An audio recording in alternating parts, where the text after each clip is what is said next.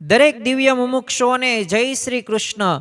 જીવન બદલાવવું છે તો આ ત્રણ વાતો અતિ અગત્યની છે, અને આ શ્રીમદ ભગવદ્ ગીતાના ત્રણ એક શક્તિશાળી જીવન બદલાવી શકે ને એવા આપણને લેશન એમાંથી પ્રાપ્ત થાય છે. એમાં પ્રથમ તો એ નિષ્કામ કર્મ. આ નિષ્કામ કર્મ એટલે કે કોઈ પણ પ્રકારની પરિણામની આપણે ચિંતા નહીં કરવાની, કર્મ જ કરતું રહેવાનું.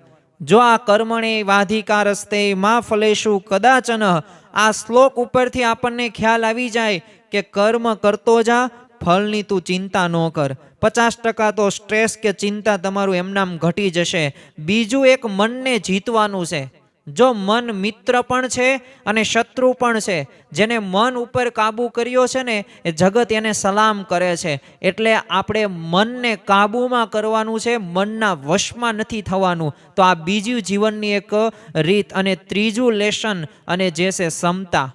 એ સુખ હોય કે દુઃખ હોય એમાં પણ એ દરેકમાં આપણે સ્થિર રહેવાનું છે, શાંત રહેવાનું છે. અને આપણા જીવનનું જે કાર્ય હોય ને એ કાર્યની અંદર મંડી પડવાનું છે. તો જો આ ત્રણ વાતો જીવનમાં આપણે અપનાવીશું ને તો જીવન આપણું ચમકી જશે, અને અન્ય લોકોને પણ આપણે કંઈક પ્રેરણા આપી શકીશું. જય શ્રી કૃષ્ણ, જય શ્રી રામ.